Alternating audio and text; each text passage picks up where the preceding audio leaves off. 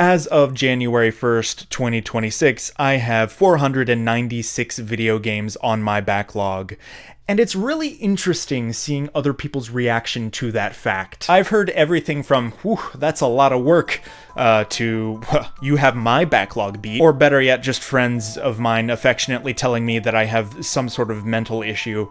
All in good fun, of course. I'd be willing to bet that some of you watching this video had some of those reactions. I've also noticed that when I hear other people talking about their backlogs, be it a friend of mine or a content creator that I watch, it's always coated in this layer of, like, disgust or pain or dread or guilt or something. And I've never questioned this tone before, in large part because everybody does it, but also because on some level, I understand to a degree. If there's a list of games that you want to get to at some point, that list probably represents a degree of effort and time that you need to invest. Not to mention the fact that it feels like it's growing exponentially out of your control. There's always more games that you want to play, especially if you know how to look for those games. And over a long period of time, that can build to the point where you feel like you're losing control. And I think a lot of that dread that coats the conversations that we have about video game backlogs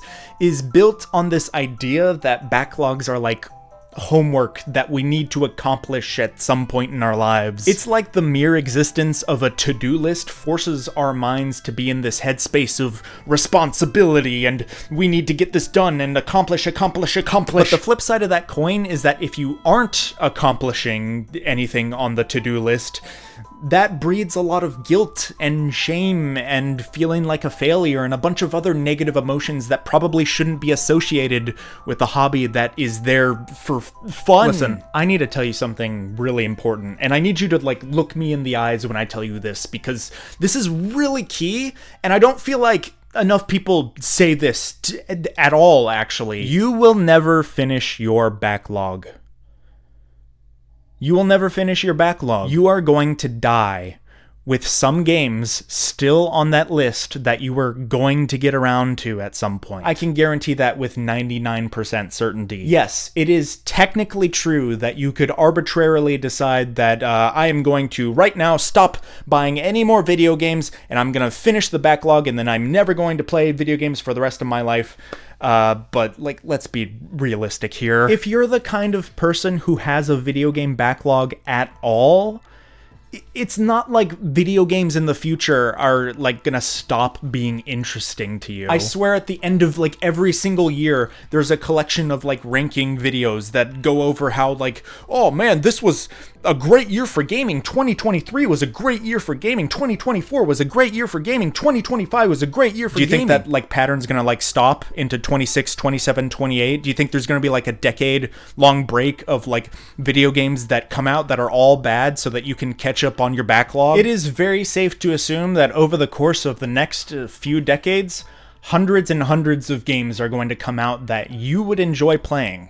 Some of your favorite games probably have not come out yet. The medium is still young. There will probably be thousands of video games that come out after you die that would have been perfectly aligned with your tastes, and you would have loved them if only you had been around to witness them. So yeah, as far as I'm concerned, this is a pretty simple math equation. It is statistically unlikely that you will finish every single game that you want to get around to playing by the time that you're dead. But that shouldn't be depressing to you. I don't think it should be anyway. I actually think it's kind of a good thing, because it takes all the pressure off. You don't need to put this expectation of finishing your backlog on yourself. You can stop worrying about completing your backlog.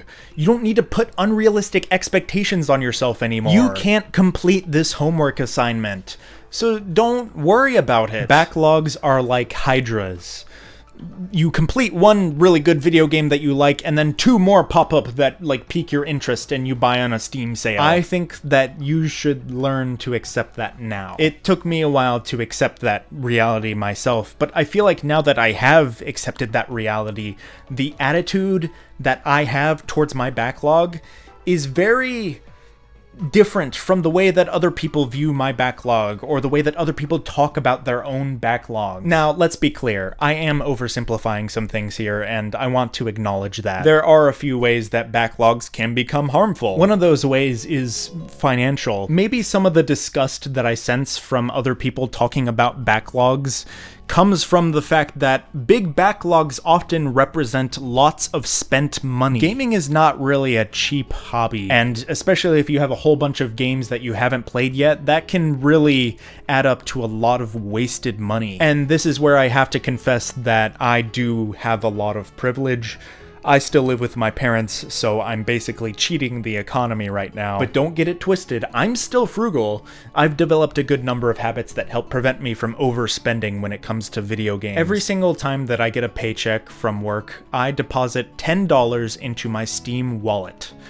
And I never spend outside of that Steam wallet. Usually by the time a Steam sale rolls around, I've saved up maybe $50 to $70 or so that I can spend. And by never going over what's in the Steam wallet, I do a pretty good job of not overspending and watching my spending when it comes to Steam games in particular. But on top of that, I'm pretty dang good at min-maxing what I get out of Steam sales. There's a lot of helpful resources out there, such as the Steam database, which can tell you if a Steam sale is at a historical low or not. There's a lot of helpful information here that can help guide you in your decision making for should you buy this game this sale or should you wait for another sale. It's really easy to gamify getting more games if you really want to. I like to keep an eye on Cult of Mush's channel because he likes to highlight when there's a free game on Steam or when there's a really good bundle that helps you get a bunch of games for a much cheaper price than you would normally get them. And I gotta say, a lot of everything that I'm saying really is benefited by the fact that I'm a indie game hipster. I don't play a lot of AAA games. I'm also not the kind of person who generally feels the need to buy a video game day one. I mean, I already have a backlog of stuff that I need to get through anyway, right? And this is good because it means that by the time that I'm thinking about purchasing a game, it's a couple years old and it's probably going on sale for anywhere from 50 to like 80%. And so a lot of the games that I buy are like indie games that have been out for a while and are going on sale for like $2. It's also worth mentioning while we're talking about money that a good number of the games that are on my backlog are from a Nintendo Switch Online subscription, which I am a part of a family plan that is split amongst several friends. So we're all paying for a family plan to like make it super cheap for everyone. So that's where a good chunk of that number comes from. Not to mention the fact that I also have a 3DS that has been hacked, and as such basically has the entire DS, GBA, and 3DS library at my disposal. The H Shop has so many great deals, I don't know how they do it! At the end of the day, if you know what you're doing, gaming doesn't need to be crazy expensive. And if you have a massive backlog like me, that's a good thing, because that means that you can focus on knocking out some of the games that are on your backlog while you wait for the new releases to go on sale over and over the course of a few years until they're much more affordable. And then you save so much money that way. Don't get me wrong. I'm not expecting you to be like a monk with this sort of mindset, okay? There are absolutely times that I will buy games day one, particularly if they're from Nintendo because Nintendo games rarely go on sale. Donkey Kong Bonanza, bought that day one. Blasphemous 2, bought that day one. Hollow Knight Silksong, bought that day one as well. If there's a video game out there that you want to support financially for the sake of the devs or whatever, the best thing that you can do is honestly just ignore my previous advice and buy that game day one without a sale. I'll happily do that myself, like when the new Deep Rock Galactic game comes out, or like when Wizard Ducks and the Lost Hat comes out, gotta get that one first day, baby! Link in the description, you should wishlist it on Steam, it's gonna be great! The last thing that I'll mention about the financial side of video game backlogs is that if it's true what I said earlier, that you will never finish your backlog, one of the implications of that is that you will necessarily have wasted money at some point on video games, and that is inevitable as well. I'd like to think that goes without saying, but yeah, it's worth keeping in mind that you need to accept that if you will never finish your backlog, you will also probably waste money on video games that you will never play. Personally, this doesn't bother me that much though, because even if I don't play those games, they piqued my interest enough to buy them, And that's money that's going towards the development of other games in the future. I'm supporting the devs. I'm giving them money to hopefully support them in their future endeavors, and that's not a complete waste in my eyes, even if I never get to experience their art for myself. But anyway, now that we have the whole financial side of things set to aside, there's another part of backlogs that I feel like I should address. There's another thing that people associate with big backlogs, and that is a bunch of dust and cobwebs. There are a lot of people buying a lot of games and building up their backlogs and not playing any of the games on their backlogs. It's a meme that you've probably heard every single Steam sale for the past decade. Oh man, I can't wait to buy another 10 games that I'm probably never going to play. When backlogs are big, they create a lot of dread. There's a lot of things that you need to do. I have a hypothesis that big video game backlogs are difficult for human beings to deal with on a psychological level. I think that big abstracted tasks are very difficult for people to compartmentalize and deal with appropriately. And so I think there's a lot of backlogs that just kind of don't get dealt with. Some of you really hate your backlogs because it represents work that you are not doing. And sometimes I feel like that is projected onto me when I share my backlog. Like the fact that I have a massive backlog implies that I have no self-control and I let my addiction to buying more video games take over my life too often. And that is almost certainly a huge chunk of the grim tone that we use to talk about our backlogs. Backlogs are treated like bad things because we assume that by acknowledging their existence, we're admitting to character flaws of our own. I really think that's a big reason that people groan when they talk about their backlog. And trust me, I understand this to a degree, but not completely. Personally, I don't feel like I share a lot of the assumptions that many people have about backlogs, and I'd like to explain why I think that is to the best of my ability. I'd like to go over some of the habits that I've developed when approaching my backlog that turns it into something that excites me and brings me some degree of joy. And if you happen to be struggling with your backlog as well, maybe some of the things that I share can be implemented into your life and the way that you approach your backlog in a way that makes it feel less of a burden. That's my hope anyway. The biggest thing that I can recommend to you if you're looking for a new way to approach your backlog is a randomizer. And if you're a friend of mine, you saw this coming from a mile away, I already know. I have been making use of a randomizer strategy for the last 5 years or so now, and I can't express how big of a difference it's made in my life. The randomizer is pretty much exactly what it sounds like. I have a list of all of the games on my backlog. I put it into a list randomizer, and I randomize it. And the first thing that pops up is the game that I play next. Sometimes I'll use one of those apps that lets you spin a wheel or something. Those are always fun as well. The list randomizer is just convenient. I can't express how much of a difference this makes. It makes all of the difference in the world for me. There are a lot of very real psychological phenomenon that happen when it comes to things like backlogs. The paradox of choice is a very real thing. The more options that you have, the harder it is to choose. I know that from many experiences, not just my backlog. The more choices you have, the harder it is to choose. The harder it is to choose, the more effort it takes to get through your backlog. The more effort it takes to get through your backlog, the less likely you are to want to actually get through your backlog, and then your backlog just keeps growing in the meantime. The paradox of choice can absolutely lead to decision paralysis. That goes for almost anything in life, and I'm willing to bet that if you have a sizable backlog of video games, you've felt the weight of decision paralysis before. So, the solution to all of this, for me at least, is to not make the decision. My solution is to let go of my agency and let a wheel of fortune make the decision for me. Now listen, if your gut reaction is you absolutely hate the idea of letting a randomizer pick your game for you, I would challenge you to give it a try for a month. You don't have to do it the way that I do it. There's so many different ways that you can utilize a randomizer here. You can pick every other game that you play and let a randomizer pick every other game for you. Or you can use the list randomizer that I mentioned earlier and just pick the top 3 games. You can only select from the top 3 games that it selects for you, or the top 5, or the top 10. In these instances, the power of the paradox of choice is still being weakened because the options that you have are still being lessened. Also, if there's one game that you really want to play more than the others, you can put that name in the list twice or 3 times so that there's a higher chance that it will be rolled. And you know what else? You can reroll.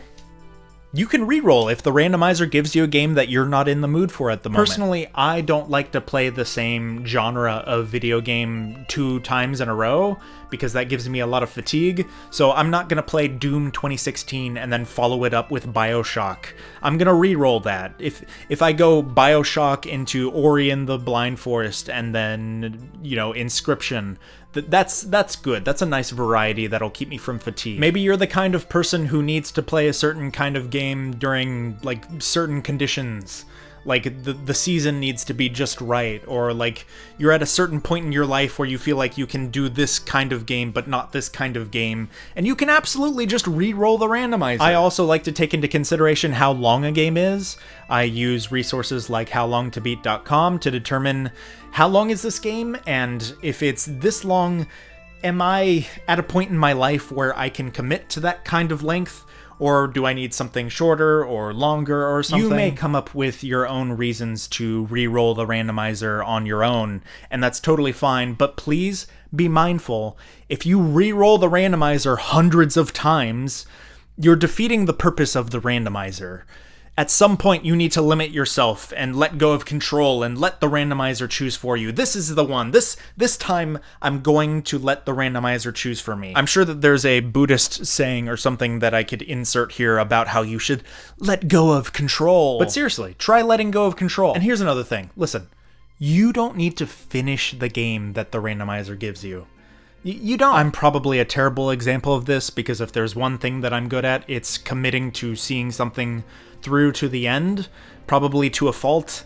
I probably could have gotten through even more games if I just put down some games that weren't resonating with me. I like to finish the overwhelming majority of games that I play because the idea of having a collection of half-finished games would drive me absolutely insane. Maybe you can give yourself like a minimum time requirement where like you say, I'm going to put a minimum of 2 to 3 hours into this game to determine whether or not it aligns with my tastes or not. If the game doesn't hook me within that time frame, then I can give myself permission to move on to the next game. Personally, I wouldn't recommend like a set specific 1 or 2 hours. I would recommend more of a percentage-based system. There are a lot of games like roguelites or JRPGs that have taken me like 10 hours before like they really sink their teeth into me and then I finally understand them. But again, you can make the rules.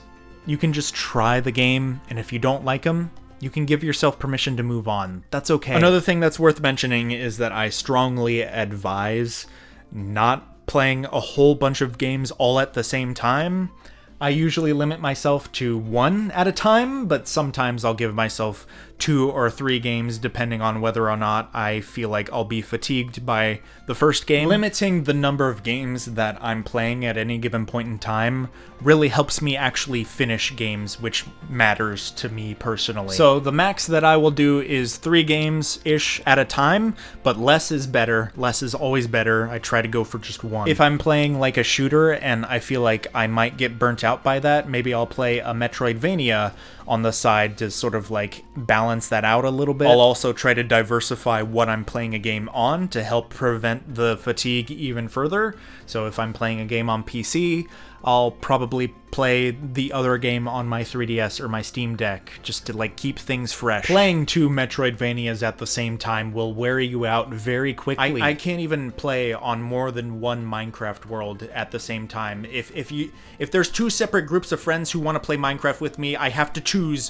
one or the other. I can't do them both at the same time. This experience may be uncomfortable for you at first, but I have firsthand experience that it works. It really works. I actually keep a sort of gaming journal of every game that's on my backlog first and foremost, but also every game that I've completed by year. And when I say completed, I mean either A, seen the credits, or B, put in maybe 20 hours or so if the game never ends, like Deep Rock Galactic or Marvel Rivals or something like that. Starting in 2020, there's not a whole lot of games here. This was when my backlog was just getting built up for the first time. I didn't really have a backlog before this point. This was the year that I started branching out from other things besides just Overwatch, basically, and you can kind of see that. So the crazy game diversity doesn't start this year, but in 2021 you can start to see quite a lot. 2021 is one of my favorite years of gaming, period. I played so many different kinds of games this year. It's a year that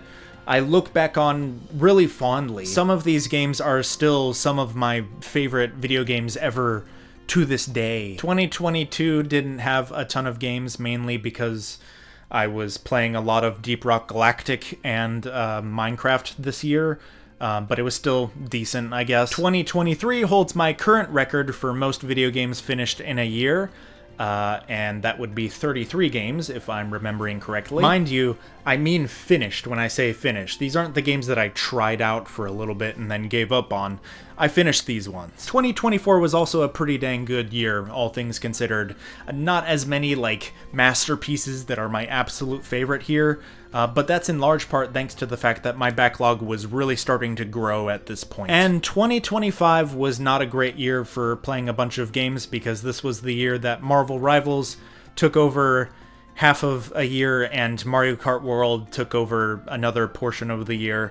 So I didn't get as much done this time around, but it was still a good time. If you weren't keeping track, that is 121 video games finished over the course of 5 years. Personally, as somebody who works 40 to 50 hours a week, who tries to maintain a healthy social life, and who tries to be creative as much as he can throughout his week, those are some pretty good numbers. I'm really happy with that, honestly. I have this cheeky little goal that I came up with where it's like, I'd like to finish 1,000 games before I die. I think that'd just be a cool thing to accomplish, and I'm well on my way. Now, of course, it's worth mentioning that some of the games on these lists are like 2 hours long, an hour and a half long, but some of these games are 100+ hour long games, so I feel like it kind of evens out. And the overwhelming majority of these results are from the randomizer. It's all thanks to the randomizer. And also, one of the things that I really love looking back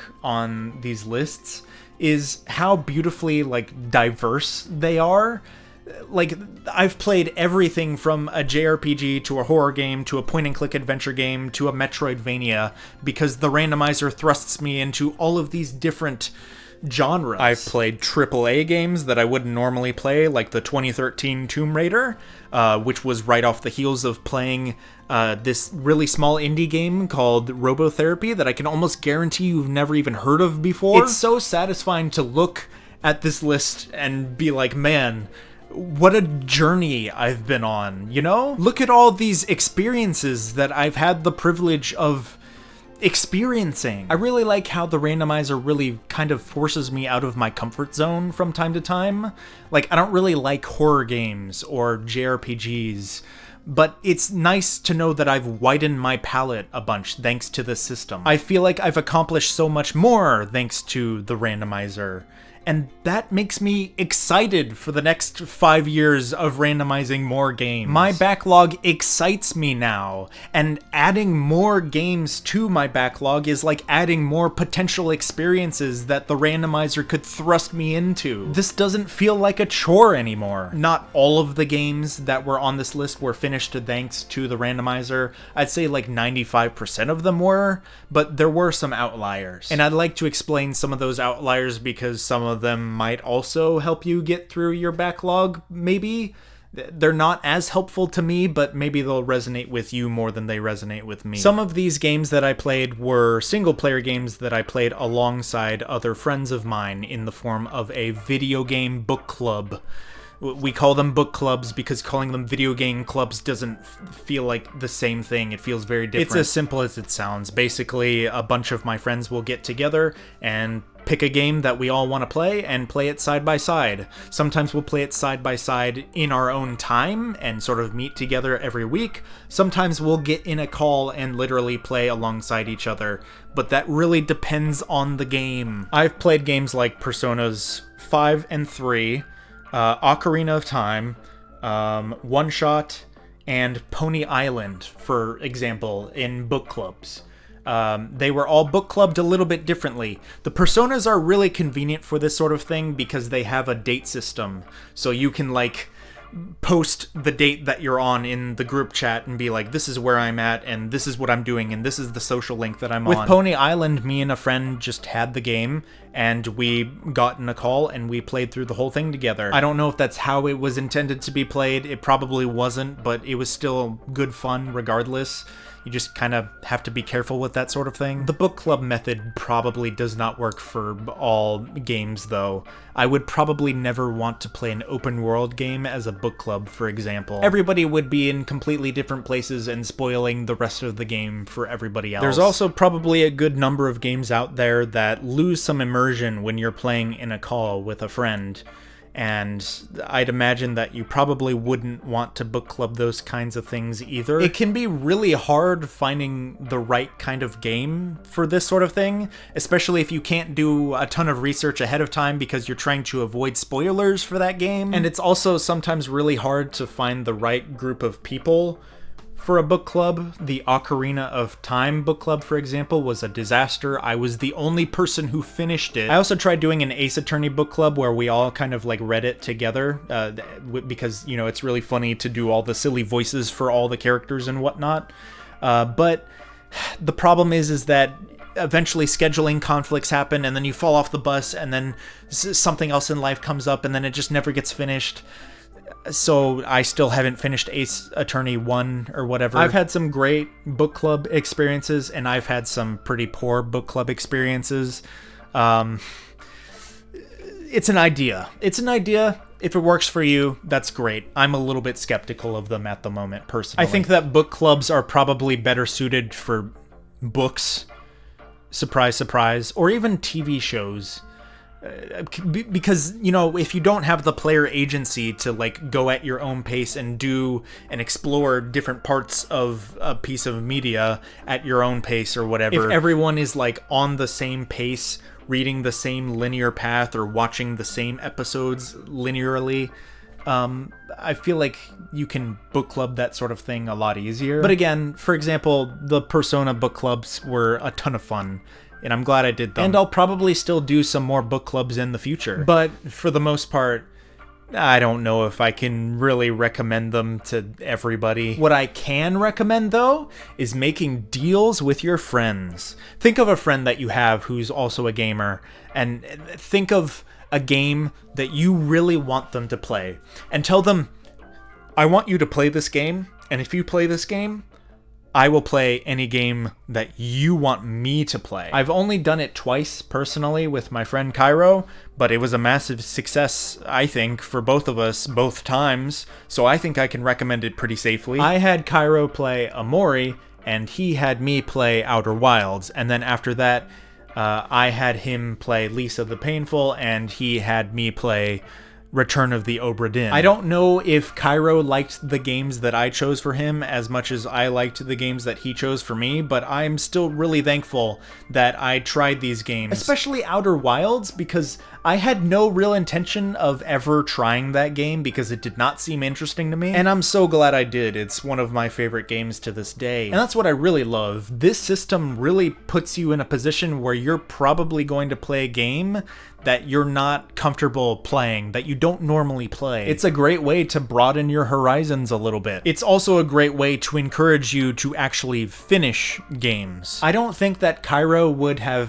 finished Lisa the Painful if it weren't for the fact that he knew that I was going to finish Return of the Obra Dinn. This sort of deal-making strategy is another example of letting go of your decision making and letting somebody else choose for you. It's the same principle that makes the randomizer work so well. Oh, I should probably mention that there is one issue that I've run into over the course of the last 5 years committing to the randomizer strategy. Over the past few years, I've had a lot of conversations with several of my friends who have great taste in video games, who have told me, I love this game, man. You need to play this game. You need to play this game. And I'll be like, yeah, I've heard of that game. I'm sure it's really great. It's on my backlog, so I'll get to it eventually. And then they'll be like, no, you don't understand. You need to move it up on the priority list. You need to make an exception to the rule about your little randomizer thing, and you need to focus on this game. And I'm being vague because I've had this conversation like 20 different times with 20 different people. Everybody is mad at me because I've played every video game except for your favorite. So I came up with a solution. I could have just increased the odds of running into one of the more highly recommended games on the list. But instead, what I decided to do was take a list of my entire backlog. Basically, I sent a list of my entire backlog to several of my friends, and I told them, out of all of these games, pick one game that you feel like is required reading for any person who wants to call themselves a gamer. Pick the one game that's like, you gotta play this one. Each of the friends that I sent this to got to pick one game, and here is the list that I ended up with. So these are the games that I need to get out of the way in order to become a true gamer. I gotta say, a lot of these games are very much out of my comfort zone. I don't really like open world games, for example. I find them to be a bit overwhelming. I'm also not entirely sure if I have the right flavor of neurodivergency to enjoy Satisfactory. Maybe I do, I don't know. I haven't played any game like Satisfactory, like Factorio or whatever, so this is gonna be me finding out, I guess. And I also have this like really weird bias against video games that star characters that weren't originally made in video games, like Batman or Spider-Man. I just have like a weird aversion to those kinds of games. And I don't know why. It's one of the weirdest things about me, actually. But I'll finally be putting that bias to the test with one of the Batman Arkham games, so that'll be cool. And I'll probably just randomize this list as well and pick one, play one of those, and maybe pick another game from my other backlog and just like kind of go back and forth until that list is completely done. Other than that, though, I am planning on letting the randomizer take control of my fate for the next 5 years or so. And assuming that I'm alive in another 5 years, I'll probably make a video or something going over the results of a decade of using the randomizer method, inshallah. Also, I want to hand out an extra little bonus tip if you're trying to knock more items off your backlog. Quit social media. Or just like limit it a lot and replace a whole bunch of that time with playing video games instead. Seriously. I'd be willing to bet that a good chunk of you out there who are complaining about the fact that you can't get through your backlog also spend like dozens of hours a week on social media. If you cut out even a fraction of that and replace it with working on your backlog, you'll see results pretty quickly. Randomizer or no randomizer. Listen, okay, most of the self-help gurus out there, okay, they're gonna tell you that you should quit social media and replace all that time with like crocheting or meditating or something, but I'm not asking you to do that, okay? I'm just taking you a step down from doom scrolling to playing video games. It's just the better version of screen time. I don't have any data to support what I'm about to say, so please take what I'm about to say with a grain of salt, but I really do believe that doom scrolling on TikTok and short form content in general is less healthy for you than playing video games. I think it is healthier to play video games than it is to scroll on TikTok for an hour. I really do believe that. I don't believe that all screen time is created equal and has the same effect on you. I don't think that like swiping through a video every 30 seconds is as healthy for your attention span as like staying committed to a video game or a movie or something. Personally, I do have social media, but it's not on my phone. It's only on the computer. I find that I have a healthier relationship with social media if it's not in my pocket at all times. There's a whole broader conversation that can be had about the whole social media thing. I'm trying not to come off as too preachy. You've already heard most of these talking points a million times. You can do what you want with your life. If you have a healthy relationship with social media, then good for you. But letting go of some social media time really helped me, so I'd be willing to bet that it would help some of you as well. That's all I'm saying. I really love video games, and I really love being a gamer, and I find this hobby to be really fulfilling. And I wish that more people felt that way, because I don't get the sense that a lot of other people find gaming to be fulfilling. And I'm not just talking about like homeschool moms who think that Pokemon is from the devil or whatever. I'm talking about like other gamers who don't treat video games as a medium, as an art form, with the reverence that I think it's worthy of. And I guess it's not that big a deal at the end of the day, but I don't know. I want more people to share the passion that I have for this thing that I love. So I hope that at least something that I said in this video resonated with you. I hope that I could offer a different perspective on something that maybe you hadn't thought of before, that will maybe shift your perspective ever so slightly and help you enjoy the things that you want to enjoy a little bit better in life. But even if there's a chance that maybe one of you tries out my goofy little randomizer gimmick, and because of that, that leads to you trying out one of your favorite games of all time, I think that's a success. So yeah. Anyway, that's all for me now. If you'll excuse me, I need to go play either Psychonauts or Laika Aged Through Blood. Those are the next ones on the list for me. So I'm gonna get to it. See you later.